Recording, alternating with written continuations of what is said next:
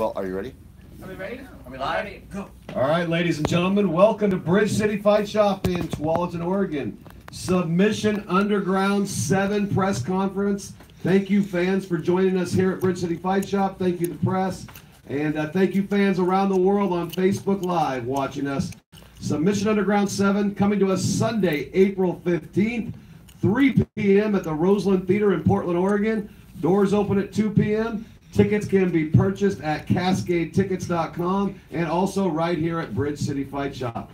Boy, do we have a wonderful card for you grappling fans on April 15th. In the main event, Jeff Munson is taking on Fabiano Scherner.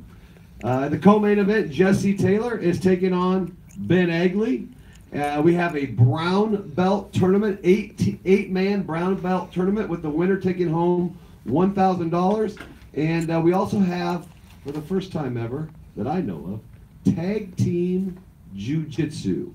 So before we get started with questions, I just want to introduce everybody that's here today. Down on the end here, we got the duo, the Pit Grit duo in the Tag Team Grappling Tournament. Sage Brown on the end, Tyree Fortune, they're representing Pit Grit. This is Warren Brooks immediately to my right. He's a part of Team Brooks in the Tag Team Tournament. Ben Agley, co-main event. And then Mike Courier here, he represents Team Courier in the Tag Team Tournament. You might recognize Warren and Mike. They've been doing some videos to get some people to understand what's going to happen in that Tag Team Tournament. You've seen those on social media. And then also on the very end here to my left is our matchmaker for Submission Underground, Heather Standing. At this time, we want to open up the microphone to the press and to the fans for questions to these competitors and to our matchmaker. Thank you. Just real quick, if someone wouldn't mind just explaining what Tag Team Jiu-Jitsu is. Mike and Warren? Yeah, go ahead. Yeah, okay. All right. So Tag Team Jiu-Jitsu is going to be something a little bit different than what everybody's been used to as regular super fights or bracket tournaments. Basically what it's going to be is there's going to be teams of 350-pound weight limit. So it could be one person, two person, three person, four person. Doesn't matter the belt level, doesn't matter the gender, doesn't matter anything basically except for up to that 350-pound weight limit. So the way this is going to work is competitors will start off 2 at a time. They'll be laying head to feet, hands together, just like this. Referee's gonna say go, and you're gonna scramble. You can sit there, do whatever. You can go tag your partner. Now, tagging the partners have to be, they have to have contact. There's gonna be places that have to be contact with the cage with either a foot or a hand. We agreed on that, right? Foot and hand. And once you tag, this is a great thing about this. So let's say that somebody has my back, and they're in like a seatbelt position, and I crawl over to my partner, and I tag them. I can actually hold on to that person for 3 seconds, meaning they could actually jump on that person's back. Huh? What? Yes, 3 second-ish. We're going to call it ish. Because it'll be the referee's job to say, okay, start counting 1001, 1002, 1003, but your mind might blank out a little bit here and there, so it might go to 4 or 5. Heat of the moment, right? Yes, heat of the moment. You never know how it's going to happen. So then they can actually jump on that person. Same thing goes, all submissions are legal, reaping's illegal, heel hooks are illegal, toe holds, knee bars, neck cranks. I think the only thing that we're just not saying are slams and some of the rules we went over in the videos. Yeah. Mike, if you want to add anything to any of that? I think you nailed it. I think, this is going to be a good time. This is fun. We're out there to win. We're out there to show great jiu-jitsu. But I think that what we've found with the tag teams, it adds a whole new dynamic to the game. There are times when you think you're in a great spot, and your opponent gets tagged in, right? And then things switch immediately. So positions go upside down, submissions become a little bit more timed and risky, right? There's a chance when I get a submission that person's gonna run in there on me. So I gotta make sure I'm in a good spot and I can recover quickly. It's not that easy. It's gonna add a whole new dynamic to the sport. Also, real quick too, there's gonna be a time limit on this. We're doing 8-minute rounds. 8-minute round, yes. But it's not like you get tapped and you're out. That's not the way this is gonna work. It's gonna be who has the most taps. Basically, is gonna end up winning the match when it's said and done. So once you get tapped, you have the option to stay in if you want to, or you can say, look at your partner and be like, no, I'd rather you come in maybe to go against this person. And again, this is not going to be, don't get me wrong, some of these, I've looked at some of the matches that are going to be like dogfight. They're going to be, it's going to be pretty rough in there. But the main thing we want to convey to people is we're going to have fun with this. It's a fun thing, but don't get me wrong, we're looking to win. All of us are competitors. We're not going in there. I'm not going in there and being like, oh, I like Mike, we're friends. No, I'm going in there because I know Fabiano's going to be sitting in the back looking and being like, why isn't he catching that guy? Why aren't you doing this and why aren't you doing that?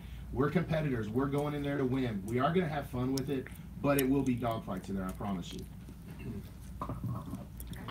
Hey, real quick while we're on that, I just want to introduce the teams or let you know what teams are going to be there. We have a team from Impact Jiu-Jitsu, a team from 10th Planet Portland, Straight Blast Gym in Portland, Gracie Baja, Portland, 503 West Coast Academy, Desert Dogs, Mata Leal, Pit Grit, the duo's right over here, Team Courier, and Team Brooks. I'm excited because anytime you start mentioning team names, it gets a little bit more heated.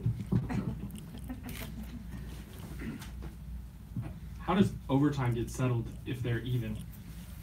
I'll answer that. Yeah. First, the tag match. Sure. So this is a set 8 minutes for each tag team match. There's no ways to shorten that, and we don't want to elongate that. So what we decided was that if there is a tie, we would actually determine that by audience applause. And the reason being is because we want it entertaining. So if you're boring the audience and you might have done really great in there, you're gonna lose. So that's what we decided. Awesome. Let me just say I love everybody out there on Facebook to be here. I'm so glad you're coming out to support the event. So let me hear the claps. Who is the judge of the applause? I assume the ref? Yeah, I mean, right? He's yeah, gonna we'll just say go, Dave okay, Hagan, the this is- referee. Yeah. This is Yeah. what my ear heard, and Yeah, we live by it. We don't have an applausometer. we have a applausometer, yeah, absolutely. So, yeah, we want it loud in there. We're gonna have a good time. I've got a question for Sage Brown. You wrestled in high school, and I know from experience that wrestling helps a bit with jiu-jitsu as far as hip strength. Do you think that wrestling will help with your jiu-jitsu? Yeah, I mean, definitely. It's helped from the time that I started doing jiu-jitsu, so it's not going to stop now. I had a question for Mike. You and Professor Brooks have been making some amazingly hilarious videos for this event. I just have one question though. Are you sure that he will not be allowed to do the Russian chair car move? That was crazy. You guys didn't see it. The video had to cut it out. We actually had a camera on that, but Heather said we cannot show that on any platform. So I hope not. I know that he, I wouldn't call him a dirty fighter, It was inappropriate. but he's from Kentucky, True. and so how clean can you be from Kentucky? Right? While you're there answering Yeah. questions, can you tell us a little bit about your new position with Submission Underground? I think that from the start, I'm just happy to help out. If I can advise in any way, if I can help do these videos, they're so much fun to do. Before these videos, I barely knew Warren. I think we done one video together for a Technique of the Week for Bridge City Fight Shop. But from day one, it was easy. This was so much fun. I would do these every day of the week for SUG with nothing in return. We didn't start this to get me a spot on the card. I wasn't planning on competing. The plan was just to help out. I love what SUG is. I think that I did SUG too, and I think that we have this that most places in the country don't have. I think that it is a huge honor to be a part of it and just to be asked to do it. These people pay for other tournaments. They pay to go to these tournaments and compete. SUG asks you, they invite you out. It should be just a huge honor. So having any part of this is just awesome.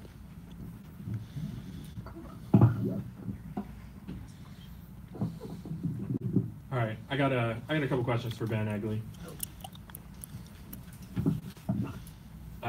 Anyone who knows you or follows you understands that you work tirelessly at the jiu-jitsu game, but you're going up against a guy who is an aggressively strong wrestler. how do you get a wrestler like Jesse Taylor to play into your game? Yeah, that's a great question, of course. You know, I spent my whole life since I was a little kid in martial arts at the age of 5, and then certainly it became very apparent in junior high when I started wrestling at the age of 12. I weighed 75 pounds. I've never been a strong guy. You know, I've worked on that tirelessly. People that do grapple with me or do MMA with me that have never met me before are always very surprised at how strong I am compared to how I look, but all of my strength has been gained from working really, really hard in the gym, lifting a lot of weights. I would love to just do martial arts, but I have to do that strength training and things like that. You know, I'm used to being the weaker man, you know, back in the day, or the weaker boy at the time. I came from wrestling too. I don't have quite the pedigree that JT has, of course, but I know the wrestler mindset. I know the game. I know the strategies. I'm excited to face someone that's another primarily MMA fighter that also came from a wrestling background, because we actually get to try to take each other down, which I think is a big missing part in. So I've got some tricks. You know, I'm confident on the bottom. I'm confident on the top. So I don't see any big, huge problems right away. So I thought it was pretty interesting that you were matched up with JT, specifically because I know you're a workout guy, you're very health conscious, and he was popped by USADA for steroids. And we're not talking a diuretic, you know, we're talking about something that, I mean, it was verified, like, this helps you get bigger, stronger. Like, does that weigh on your mind at all going into this matchup? You know, people ask me that question, you know, or any opponent, like, hey, what if that guy was using some performance-enhancing drugs that were not allowed? And you know, my thing is it an advantage? Of course it is. But the way that I train is, I would hope that my skills are good enough to beat somebody despite that. If you have known me for any amount of time, but certainly for a long time, you know that that I take whey protein and fish oil if I have enough money to take it, or if I'm sponsored, you know. So I've always been a clean athlete, and you know, again, being the guy that was the little guy that wasn't strong, I had every, you know, excuse to use things like that, and I never did, and I never will. So if, you know, the past is the past. I know he wants to get back on his, you know, get back in the UFC and things like that, and but you know, whatever happens. You know, I have to beat him no matter what. So. I've got a question for you as well. So your opponent obviously has fought in the UFC in the past. He's a great MMA fighter. Is it a little odd for you to meet him in the cage outside of MMA and in sub? That's a very good question. Yeah, so, you know, Submission Underground 2, I made my debut, won by knee bar in like 5 minutes. Next match, I faced Chris.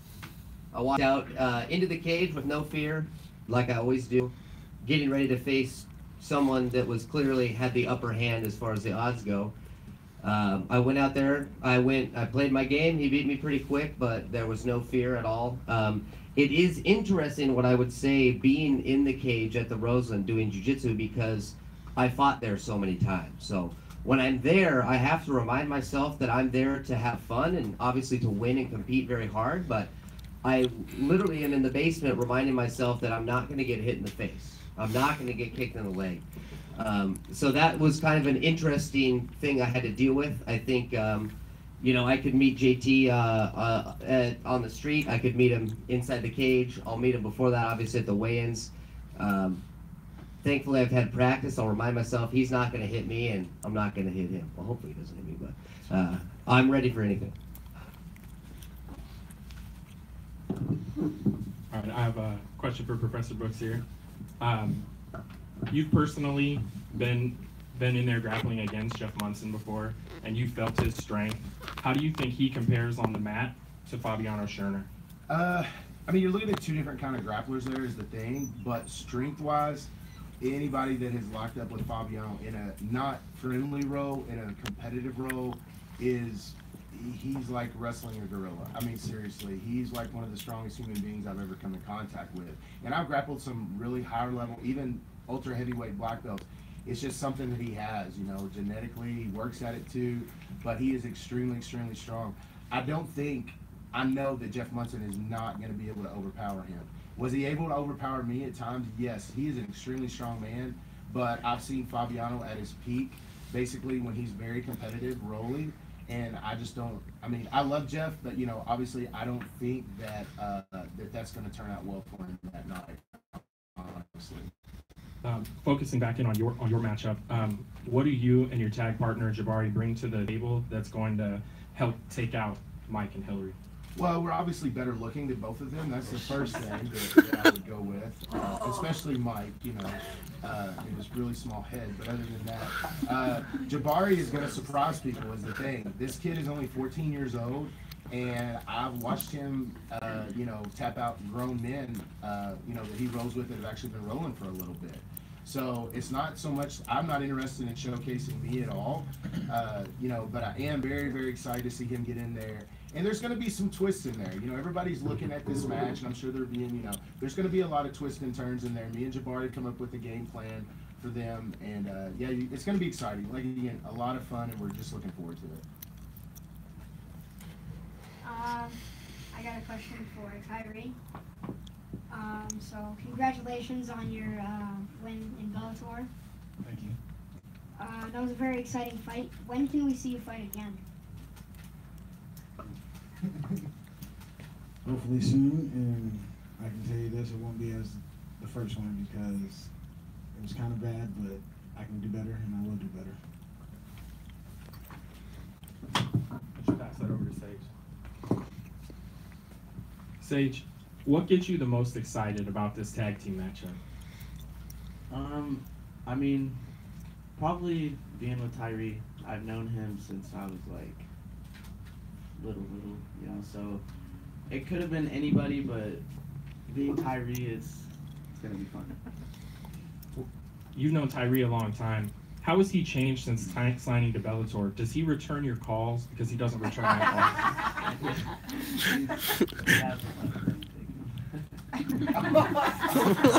Because he needs a ride. Yeah.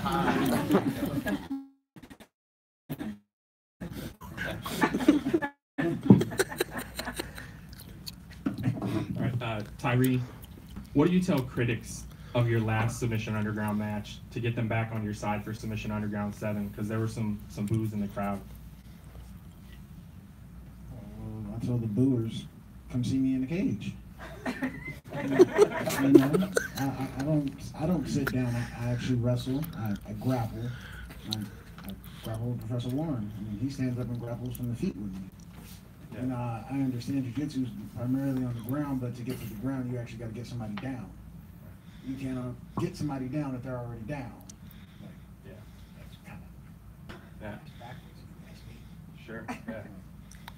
Naysayers, come get it. Well, if you're getting matched up in the future for Submission Underground, do you have any opponents in mind? I know behind the scenes, you may have called somebody out once or twice. Just curious.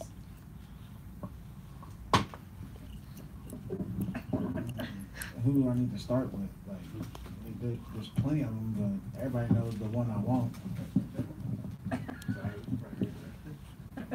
Oh yeah, that's the one right there. He, you know, I don't What's need his this. name? Oh, you want me to say his name? It's Nick Gilardi. Like, I'll get matched up with him. We can go from the feet, and go from sitting down. Don't matter. He's a black belt. I'll donkey guard him. And yeah, he may be a black belt, but he hasn't practiced since he's a brown belt. So, you know, the challenge is laid out there. Facebook Live, everybody else that's watching. It's like 8, it's like 9, 10. How long it take you to get ready? I've got a question for Team Pit Grit. You guys are going to be one of the smaller teams. What are you doing to combat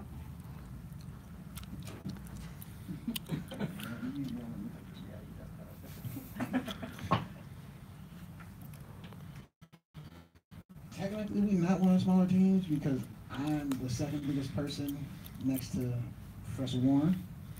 And to combat us being the smaller team, we ain't gotta do nothing about that. We're not small at all. We big. I think Sage is bigger than me. Exactly. He's bigger than Mike. Yeah. What does Sage do well that we should be watching for as his teammate? His movement and him just not giving up. Simple. We don't have no quit.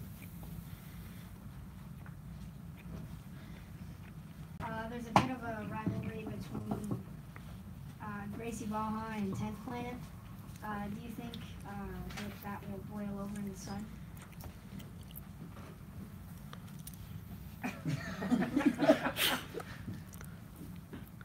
Do I think that will boil over in the sun? If certain people don't know how to keep their mouth shut, then yeah, it's gonna be real big, and sooner or later you guys are gonna see Gracie Baja versus 10th Planet in a tag team match, or a whole bunch of us in singles competition at sub. Like it's inevitable. People want to. If we're all competitors, sooner or later we're gonna have to settle the talking and the beef, and actually go out there and compete, and settle it in there. And if we don't want to leave it in there, you're not a true competitor.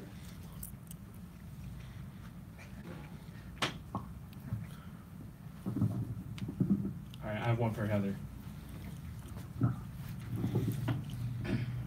In the matchmaker, I know you can get bombarded online. Can you tell us what's that like, having people like just knock on your social media all the time looking for matchups? It's a nice change from fight matchmaking, where you're begging people to fight. What we're looking for. We're looking for people like those that are sitting at this table. We're looking for people who are excited about their matches. They want to build themselves, maybe in the promotion, as they build themselves in their belt level. We're looking for entertainers. We're looking for people who also are extremely talented and take it serious. And on that point, we're looking for people that are willing to challenge themselves. That has been something that I've personally been surprised by coming from the MMA world to grappling, is that I'm finding a lot of people want to negotiate who they are matched up with, or they are declining matches because they, for whatever, they feel like a match is beneath them or something. I want people who are willing to challenge themselves and willing to take those matches. Ben just said here a little bit ago, he got paired up against Craig Jones, who had just won matches in Abu Dhabi, for God's sake. And it was just, the timing was what it was. But obviously Craig Jones is incredible, but we brought Ben back because we like the fact that Ben's willing to challenge that, and see where he's at and get tested. So it's great. We're excited for the future of SUG. Those guys though that hit you up online, and they, some of them I see, they'll say stuff to me, and I'll say, hey, don't talk to me, talk to her. I don't have anything to do with it. But is it hard to tell some of them no? Because like they seem so determined. Oh, extremely. I get a lot of I know Chaels. I get a lot of that. Everybody knows Chael when they message me. But no, it's definitely hard to tell them no. At first we had said, we weren't going to do any blue belts, we weren't going to do any white belts. We were going to keep it purple belt and above, and we changed our minds on that more or less because I think it's nice to be able to see blue belts. I think the stage should be available for them as well, and then we also obviously add in teams, and I think it's nice to see people grow in it. But yeah, it's hard. We have people that have come and compete in our show from obviously as far as Australia and other places like that. And we could have a card every weekend with the amount of requests that we get, but my job is to build the best card that the fans want to see and have a mix of entertainment, talent, and of course building up the local community in our event. So yeah. Question from online. Yeah. Ryan Johnson asked, is the format of SUG going to change from event to event, or are you trying something new for this event? This has definitely been a newer format than what people have seen probably for the prior 6 events. Hypnotic. There's their sponsor shout out right there. Tag Team Jiu-Jitsu is obviously brand new. We want to bring that in for, we have a lot of MMA fans that also come to the event, and we like having the action continuous in the events. It's fun for everybody involved. The 8-man brown belt tournament is something that I'm personally really excited about. That's brand new that we're doing, and we'll probably continue to do more of those in the future. I would think this one's probably going to go pretty well. I'm pretty excited about the people involved in it, and of course there's the cash prize on the line, and that's exciting to them as well. So yeah, we're this is more of a homegrown show. We're trying to give a lot of love to the local Pacific Northwest. Is just stacked with talent, and sometimes replacing local amazing stars with other people, you know, is great, obviously, but we really wanted to try and showcase a lot of people locally, which is what you've seen probably on the main card and undercard this time, so. I've got a question for Mike. Yeah. So, there's a pretty good bracket for the brown belt tournament. Who do you have your eyes on for that tournament? Who do you think's gonna win? You know, I think Chase, a nice guy out in Kentucky. So, you know, I think he competes a lot at the highest level. He's not a local guy, and you know, we have some local guys on the card. Journey, obviously Journey fights at 135, but he's a stacked, you know, short guy. He's going to be a real sleeper too, but it's hard not to bet on Chase.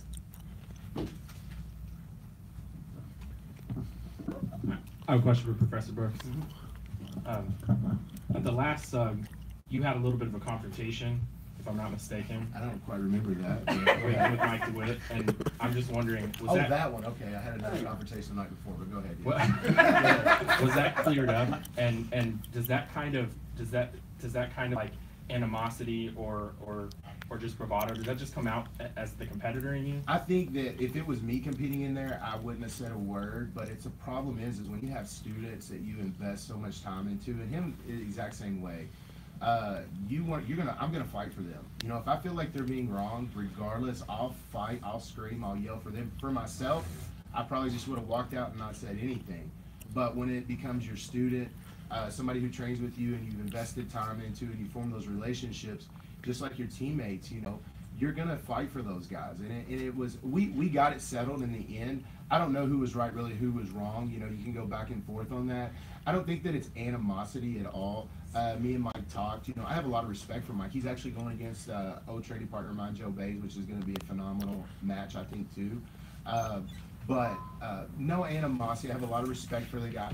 But the thing is like, you know, we all get into this in jiu-jitsu of, oh, we respect everybody and this, that, and the other. And yes, we do have respect, but people have to understand there are rivalries in this town. People want to sit back and act like there's not gym rivalries. And it's not that people don't have respect for the other gyms, but if I go and compete, you know, a local gym, I have everybody who I've trained with and has helped me prepare, and we, you know, blood, sweat, and tears, basically, you know, together.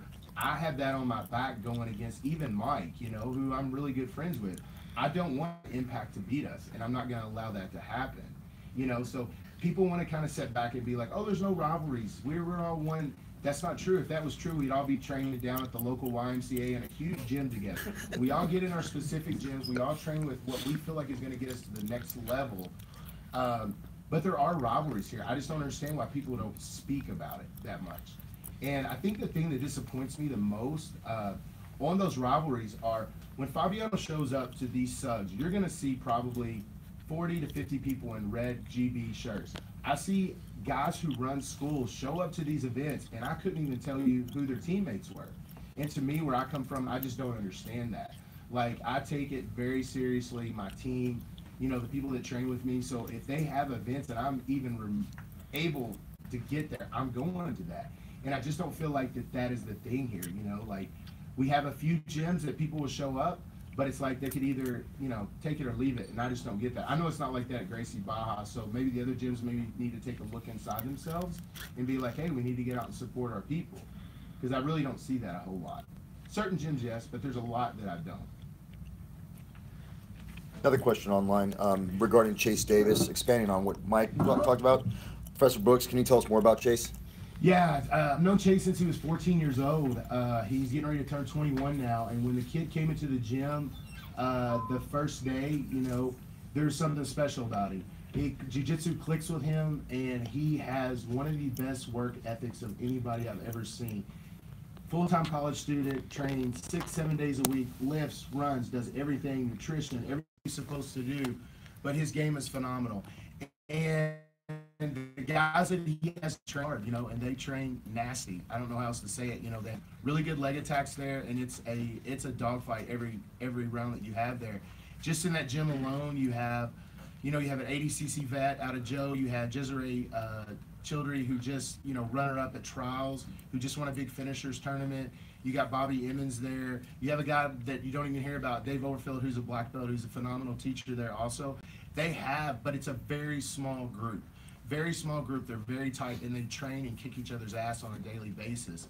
So, yeah, Chase is, I love Chase to death, but I can't say that Chase is going to win that tournament. Because there's another guy from Gracie Baja by the name of Howie, who I've rode with and destroys me majority of the times I roll with him, where I don't even want to look at him most of the time. That I think if those guys get matched up at any point, it's going to be probably one of the best matches, I feel like. And they're great friends too, but they'll put that aside. Follow-on question from Kelly Hughes. Oh, God. Is that beard product free, or you must have help? Mod Cabin, yes, they supply me with everything. Hypnotic gives me the gear. Papa Buds, I'll just throw them all in there while we're here right now. Apex, Bet DSI, there we go. I got them all out of the way, so we should be good now. Bet DSI. Bet DSI. I've got a question for Warren as well. Yeah. So what dream matchup would you like to see in the future of Sug? For myself or just in general? In general. In general. Who I would like to see on Sug, if he could ever get it, is the guy sitting back there in the back. I'd love to see Chael get in there, Everybody talks about Chael being the MMA guy, but those of us who roll with Chael knows that he's actually a phenomenal grappler and really honestly doesn't get the accolades that he should. I mean, he just beat a multiple-time world champion in Leo Vera at ADCC. Nobody thought Chael was going to win that match. Nobody, guys at the gym knew that he was going to win that match. Just out of stylistically, we felt like he was going to win that. But he's very underrated. I would love to see Chael get matched up with a higher level grappler and see how that went down at Sug. Maybe the next one, or whenever he gets some free time. He's a busy man, but I would love to see it. So take Heather's job. Give her a name. Who do you want to see? Let's see, Chael. Honestly, I'd like to see him run back a no time limit with Michael Bisping again. That's the match I want to see. I want to see a no time limit with Bisping, because we went to Phoenix, and that match, honestly, if it hadn't been in a dinky boxing ring #1, which was messed up, and Bisping is an awesome grappler. He's a great grappler. I would love to see Chael versus Bisping run that back again till we get a definitive winner, because there wasn't one there. I would love to see that match again. So no time limit or EBI rules? Either one would be fine. EBI rules, you could definitely see a winner, but I would love to see a no time limit go on. I don't know how they would be able to do that, but no time limits are awesome, because in the end, somebody's going to win. There's no like, oh, you get to take my back, oh, you get the armbar position. Somebody is going to win that match. I would love to see him and Bisping do that again. That would be an awesome match, I feel like. And wow, that would sell out, right? What about a local matchup, like a more local, like between gyms here? Nope, Bisping. It's got to be Bisping, right? I mean, Chael. I meant for a whole new match. Since we're matchmaking. Well, you talking about for Chael? No, I'm talking about a dream local match. Yeah. Dream local match. Ooh. We don't have to do that right now. Yeah, I would have to think on that a little bit. I was trying to, you got me thrown off with thinking about local for Chael, and I was like, I'd like to see Bisping still. So. All right. Heather, how many matches I gotta do to get my match? Oh, here we go. You gotta get a black belt to accept you as a blue belt.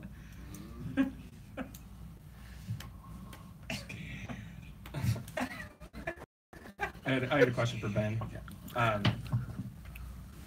Outside of grappling, everybody knows that you're a great MMA fighter and a top prospect, and everybody's kind of wondering, when are we going to see you out there again? I hear you've had some disappointments as of late. Yes. Yeah, so my last fight was August 5th. I broke my left orbital in the second round. Didn't know that until after the fight. So that took a few weeks to heal. I I avoided sparring for as long as the doctor told me, but I started jiu-jitsu the Wednesday after the fight and just kept people off my face. So I've been training really, really hard, constantly improving just like I always do, without anything to show for it. So Submission Underground is great. The October 1st fighting match against Craig Jones was one after that fight that I was sitting on the couch by myself, and I was mad. I was mad that I couldn't fight, I couldn't compete again, and God knows when. And I said, you know what, I'm gonna get on the Submission Underground. And I think I contacted Heather right away, and we worked something out, and then I got my butt kicked by one of the best grapplers that's ever lived. And then I was back on looking for a fight. And it's been really highs and lows. I've been staying ready. I'm like the skinniest I've ever been in a long time. I'm in good shape. I'm ready. I'm excited to fight. I'm ready for whoever they've got. I'm very lucky to have this opportunity. This matchup is actually kind of a dream matchup for me in that it's another MMA guy. So it's an MMA guy that is a grappler, primarily is how he's known. And I think it's good because he's been at the UFC level and he'll probably be back there soon. And I deserve to show that I have the skills to hang with him. And that's minus all the other hard work that I do. So no official news on a fight yet. We've got a lot of teasers and leads and things like that. The only sure thing so far is this great event. But yeah, it's been a long road. This will be the last question. Okay. Ben, you've spent some time out in Hawaii Elite MMA.